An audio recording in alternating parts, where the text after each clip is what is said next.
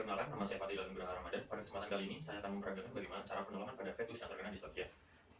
Untuk orientasi fetusnya adalah, ini adalah bagian anterior dan ini adalah bagian posterior. Bagian anterior ditandai dengan adanya corong, lalu ini adalah bagian kaki dari fetusnya.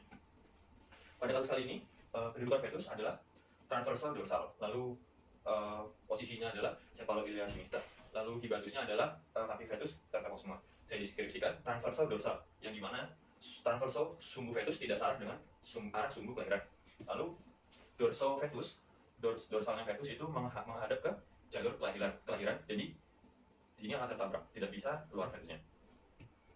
Lalu cephalopilium sinister, yaitu adalah kepala fetus itu berada di ilium kiri atau ilium sinister dari ibunya. Hambatannya adalah diameter fetus lebih besar dibanding pelvis inlet. Bagian anterior dari fetus itu berada di sinister ilium induk, lalu bagian posterior fetus berada di dexter ilium induk. Pertolongannya adalah ini tidak ada bagian organ yang bisa kita fiksasi di sini. Jadi kita membutuhkan tali, yang dimana tali ini dikaitkan dengan yang namanya introducer bengkok. Jadi ini sudah dikaitkan. Cara mengaitkannya adalah retropulsi bagian torak fetus, lalu diikatkan ke bagian bawah skapula fetus sampai mengikat. Oke, lalu fiksasi di sini. Tujuan ini adalah kita ingin mengubah arah fetus dari transversal ke longitudinal. Jadi caranya adalah retropulsi torak fetus, lalu traksi talinya, retropulsi, traksi sampai fetus berubah arah menjadi longitudinal anterior. Nah, sekarang posisinya adalah longitudinal anterior, dorso-ilial sinister, dan habitusnya sekarang adalah fleksi lehernya masih di sinister, ilium sinister, lalu fleksi skapulanya. Caranya untuk menarik lehernya adalah kita membutuhkan tali tambahan. Caranya adalah kita kaitkan tali ini di leher fetus. Caranya, lalu retropulsi leher fetus, terus kaitkan di lehernya. Oke, setelah dikaitkan, traksi tali yang leher ini, lalu retropulsi leher fetus, traksi lagi, retropulsi terus, traksi sampai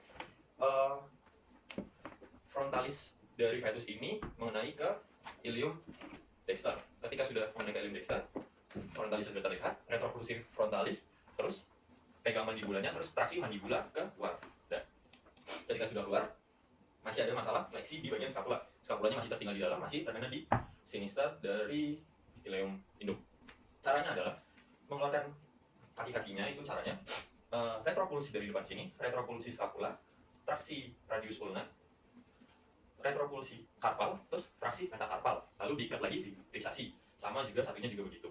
Oke, sekarang ini adalah posisinya sudah kedudukannya longitudinal anterior, terus tetapi masih dorso ilium sinister.